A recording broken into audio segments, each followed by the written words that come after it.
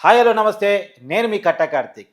Jaganmohan Reddy London పర్యటన ముగించుకొని తిరిగి ఆంధ్రప్రదేశ్‌కి వస్తున్నటువంటి వేళ రఘురామ కృష్ణంరాజు అభిమానుల పేరుతో జగన్మోహన్ రెడ్డికి స్వాగతం పలుకుతూ బ్యానర్లు వెలుస్తున్నాయి.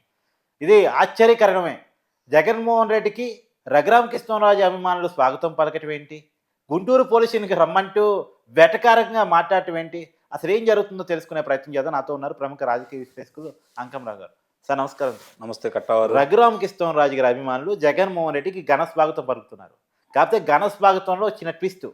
మీరు రండి, గుంటూరు స్టేషన్‌కి రండి అని వాళ్ళు బ్యానర్లు వెలుస్తున్నాయి. ఆ రఘురామ కృష్ణంరాజు గారి కస్టోడియల్ టార్చర్ కేసులో ఏ3గా జగన్మోహన్ రెడ్డి గారు ఉన్నారు. మీకు ఆ విషయం తెలుసు కదా. ఆ కేసు నడుస్తుంది కదా. ఆ సందర్భంగా ఈ ఘన స్వాగతమా? నిస్సందేహంగా. అంటే ఇక్కడ ఏమనుకున్నారంటే పాపం వీళ్ళందరూ ఇప్పుడు దాకా ఎట్లా బాధపడ్డారంటే నేను కూడా ఇక ఇయన్నీ బయటకు వస్తా ఉన్నాయి.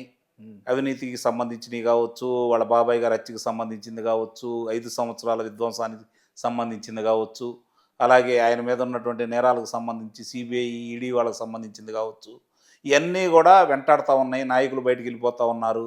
సరే మనం సంపాదించుకోవాలని సంపాదించుకున్నాం, మనం తిరస్కరించారు ప్రజలు. మళ్ళీ అవకాశం ఇవ్వరన్న ఉద్దేశంతోటి లండన్ నుంచి రాడేమని చెప్పి నేను భావించాను. వాళ్ళు అలానే భావించారు. అందరూ కూడా అనుకున్నది అదే. ఇక పారిపోయాడు రాడనే భావనలో ఉన్నారు అందరూ. హ్మ్. మరి ఈ పరిస్థితిలో వస్తున్నాడు కాబట్టి చాలా ఆనందంగా ఉంది వాళ్ళకి.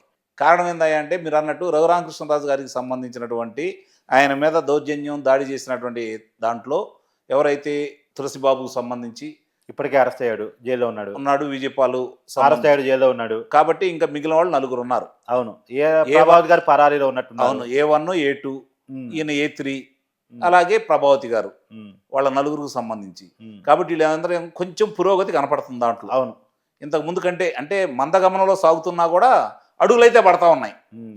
మందగమనంలో సాగిన ప్రతిసారి ఈయన ములిగార పెట్టుకొని ఆయన ప్రయత్నం ఆయన చేస్తున్నాడు.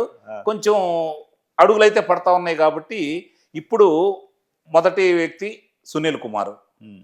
మొదటి ముద్దాయి. శాఖాపరమైన చర్యలు జరుగుతున్నాయి. రెండో ముద్దాయి వచ్చేసరికి పిఎస్ఆర్ ఆంజనేయులు. హ్మ్. ఆయన మీద విచారణ ఎందుకో అదే జరగట్లేదు. అదే చెబుతున్నా. మూడో ముద్దాయి వచ్చేసరికి ఇతను. హ్మ్. ఇప్పుడు ఇక్కడ జరుగుతుంది ఏంటంటే ఈ విజయపాల్కు సంబంధించింది కావచ్చు, తులసిబాబుకు సంబంధించింది కావచ్చు, ప్రభావతి గారికి వెలుసుబాటు లేకుండా అయితే చేశారు.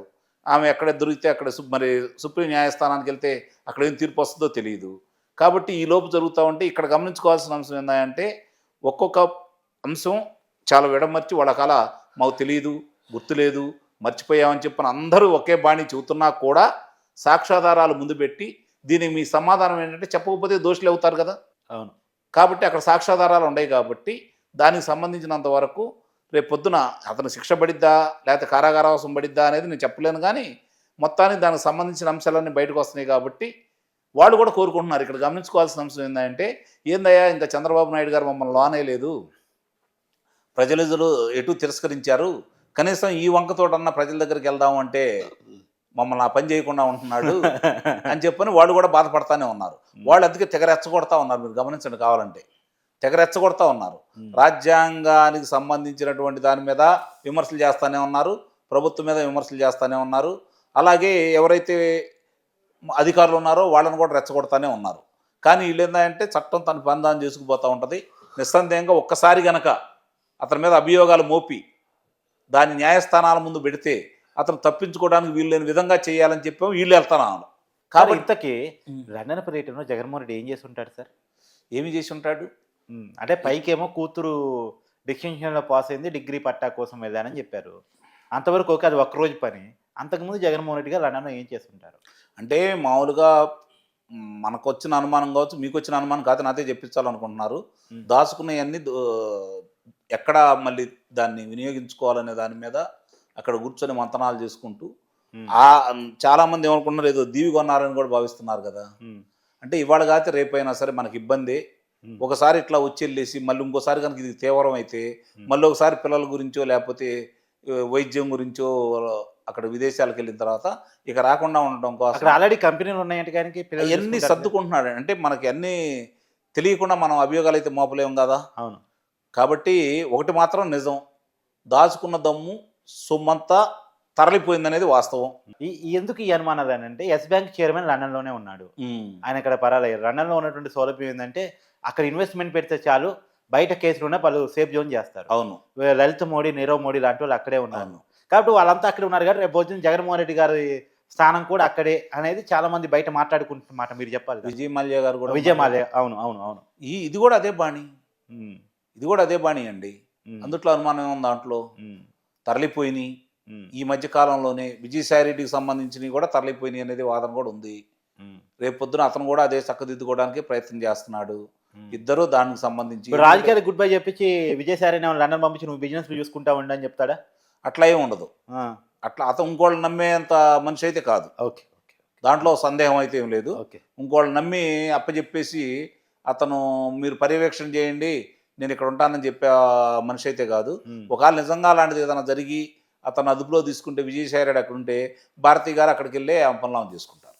ఓకే. అంతే తప్ప వీళ్ళకి అవకాశం ఇచ్చేసి ఇదిగో నా ఆస్తులు మీరు పెంచండి, నా వ్యాపారాలు మీరు పెంచండి అని చెప్పిన వాళ్ళకి మాత్రం అవకాశం ఇవ్వరు. సార్ ఇప్పుడు లండన్ నుంచి వచ్చాడు, జనంలోకి వెళ్తారని చెప్పేసి గతంలోనే ప్రకటించాడు. ఇప్పటికే వెళ్లాల్సి ఉండి సంక్రాంతి పండుగ తర్వాత వెళ్తాడు, కార్యకర్తలతో భేటీలు ఉంటాయి అని చెప్పేసి అంటున్నారు. జిల్లాల పర్యటన చేస్తాడు, జిల్లాల్లోనే పండుకుంటాడని. ఒకవేళ జిల్లాలోకి వెళ్తే ఏంటి జగన్మోహన్ రెడ్డి పరిస్థితి? జనం ఎట్లా రిసీవ్ చేసుకుంటారు, కార్యకర్తలు ఎలా రిసీవ్ చేసుకుంటారు? నిస్సందేహంగా అతన్ని మనం తక్కువ అంచనా వేయటానికి వీల్లేదు. ఉమ్, జనం అయితే స్వాగతిస్తారు, ఉమ్, అందుట్లో అనుమానం ఇలా వాళ్ళ మనుషులు వాళ్ళకు ఉన్నారు. ఉమ్, మీరు గమనించుకోవాల్సిన అవసరం ఏంటంటే చాలా తెలివిగా వాళ్ళు ఏ విధంగా చేసేవాళ్ళు అంటే ఒక ఊర్లో ఎవరైనా పరామర్శకి వెళ్ళారనుకోండి, ఆ ఊరి జనాభా 400 మంది, కానీ వీళ్ళు 1000 మంది ఉండేవాళ్ళు. తన మనుషులు తన వాళ్ళు ఉమ్. 1000 మంది ఉండేవాళ్ళు. భద్రతా వలయం కావచ్చు, వీళ్ళందరూ కలిసి అంటే 1000 మంది కనపడతా ఉంటారు, జనం వచ్చాక మనకి అర్థమవుతా ఉంటుంది. అర్థమవుతా ఉంటుంది కదా, తండోపతండాలుగా అంటే వచ్చి ఎక్కడి నుంచో తరలించిన జనాలు మొత్తం వాళ్ళంటే ఉంటారు కదా. ఆ ఊరోళ్ళంతా బయటికి రాకుండా తలుపులు మూసుకున్నా సరే జనం కనపడతారు. ఓకే. రేపు పొద్దున కూడా ఇలానే జరిగింది, అందుట్లో అనుమానం ఏముంది? సో జగన్ వెనకాల జనం కనపడతారు, కానీ జనం లోకల్ వాళ్ళ కాదని తెలియదు. లోకల్ వాళ్ళు ఎటు కాదు, కాదు. అందుట్లో సందేహమే లేదు. ఎందుకంటే 5 సంవత్సరాల విధ్వంసం చూసిన తర్వాత, 5 సంవత్సరాలు అతని పరిపాలన చూసిన తర్వాత అతను ఎదురెళ్ళి స్వాగతం చేసే పరిస్థితుల్లో స్థానిక నాయకత్వం కూడా లేదు కదా ఇప్పుడు. నాకు ఇక్కడ కూడా ఆశ్చర్యం, మీరు స్వాగతాలు మాట్లాడారు కాబట్టి జగన్మోహన్ రెడ్డి స్వాగతం పలికితే ఎవరు పలకాలి? విజయవాడలో ఉన్న నాయకులు పలకాలి, అమర్నాథ్ విష్ణునో ఇంకొకళ్ళు పలకాలి, అక్కడ ఉన్న పార్టీ క్యాడర్ పలకాలి. కానీ వీళ్ళకంటే భిన్నంగా రఘురామ కృష్ణరాజు గారి అభిమానులు పలకటం అంటే ఆశ్చర్యంగా ఉంది. వాళ్ళు ఎప్పుడు పారిపోదామని వాళ్ళు చూస్తున్నారు, ఈయన ఎప్పుడు ఆయన లోనకు తీసుకెళ్దామని వీళ్ళు చూస్తున్నారు. కాబట్టి వీళ్ళు స్వాగతం చేయడంలో తప్పులేదు అనుకుంటున్నాను నేను. ఎందుకంటే ఆయన బయట ఉండకూడదు, లోన ఉండాలనేది కదా వీళ్ళ భావన. కాబట్టి అది వాళ్ళు చూడాలని వాళ్ళు కోరుకుంటున్నారు, కాబట్టి వాళ్ళు స్వాగతం పలుకుతున్నారు అని అయితే నేను భావిస్తున్నాను. ఓకే. బలమైన ఆధారాలు ఉన్నాయి కాబట్టి నిస్సందేహంగా ఇప్పుడు ఆదాయ పన్ను శాఖ లేకపోతే ఇందా నేను చెప్పినట్టు సిబిఐ వాళ్ళు వదిలేసినా కూడా ఇక్కడైతే ఆ రాష్ట్రంలో జరిగిన అరాచకాలకు అన్నిటికీ ఆధారాలు స్పష్టంగా ఉన్నాయి కాబట్టి, ఒక్కొక్క అంశాలు బయటపడతా ఉన్నాయి కాబట్టి ఆ అంశాలకు సంబంధించి ముఖ్యంగా ఇప్పుడైతే రఘురామకృష్ణరాజు గారికి సంబంధించింది ఆయన కొట్టిన ఎవరైతే ఉన్నారో దాన్ని ఆయనకు ప్రత్యక్షంగా చూయించారని చెప్పి ఆయన అభియోగం కూడా ఉంది కాబట్టి అది నిరూపితమవుతుందన్న ధైర్యం వాళ్ళలో ఉంది కాబట్టి దాంట్లో నిస్సందేహంగా అతను దోషిగా తేల్తాడు కాబట్టి కారాగారవాసం అనుభవించాలి కాబట్టి వాడు స్వాగతం పలుకుతున్నారు. కానీ మొత్తంగా అయితే రఘురామ కృష్ణరాజు అభిమానులు అయితే బలంగా కోరుకుంటుంది జగన్మోహన్ రెడ్డిని జైల్లో పెట్టాలి. నిస్సందేహంగా ఆ పని కూటమి ప్రభుత్వం చేస్తా లేదా వేచి చూడాలి. ఎందుకంటే ఇందాక మీరు అన్నట్టు A1 A2 కూడా ఇంతవరకు విచారణ పిలవాలి, మరి A3 దాకా ఎప్పుడు వస్తారని చూడాలి. అంటే కూటమి ప్రభుత్వం ఓ రకంగా భయపడుతుందని అయితే నేను భావిస్తున్నా. ప్రభుత్వం భయపడుతుంది నిస్సందేహంగా వాళ్ళు భయపడాల్సి, మీ ప్రభుత్వం భయపడలేదు సార్. ఇప్పుడు అదేగా చూస్తున్నారు కదా, ప్రభుత్వం భయపడుతుంది, వాళ్ళు ఎదురుదాడి చేస్తున్నారు. రివర్స్ లో ఉంది పరిస్థితి. ప్రస్తుతానికి వాళ్ళదే పై చేయిగా ఉంది. ఎందుకంటే అధికారులు ఇంకా వాళ్ళకు అనుకూలంగా ఉన్నారు. అదే రేపు పాత వాసనలు కొన్నాళ్ళు ఉంటాయి. ఎందుకుంటాయండి? ఎందుకుంటాయి? మరి అధికారులందరూ సస్పెండ్ చేయాలి, డబ్బు వాసన ఈజీగా ఉంటుంది సార్. అదే ఇప్పుడు మన ఏమంటే ఒకటి గుర్తుపెట్టుకోండి, మన చేతగానితనాన్ని ఎదుటాల మీదకి నెట్టేయడం అనేది చాలా సులువైన మార్గం. మన అసమర్థతను గప్పించుకోవడానికి అవతల గురించి మాట్లాడుతూ ఉంటాము. సమర్థవంతంగా పనిచేసి ఇప్పుడు నిన్నగాక మొన్న పోలవరానికి సంబంధించి నిర్వాసితులకి 1000 కోట్ల రూపాయలు ఇచ్చారు, వాడు చెప్పుకోవట్లేదు. పోలవరం పనులు మొదలైనవి, వాడు చెప్పుకోవట్లేదు. అమరావతిలో పనులు మొదలైనవి, వాడు చెప్పుకోవట్లేదు. రైతులకి 1600 బకాయిలు చెల్లించారు, అది జగన్మోహన్ రెడ్డి బకాయిలు. మరి పంచాయతీలకి బకాయిలు చెల్లించారు, అవి చెప్పుకోవట్లేదు, ప్రచారం చేసుకోవట్లేదు. ఆయనలాగా పత్రికల్లో పతాక శీర్షికన వాటిని ప్రచురించడం లేదు. వీళ్ళు పనులు వాడు చేసుకుంటూ వెళ్ళిపోతూ ఉన్నారు. కానీ అది మాత్రం శ్రేణులకి ప్రజలకి నచ్చట్లా, మీరు గమనించుకోవాలి. థ్యాంక్స్.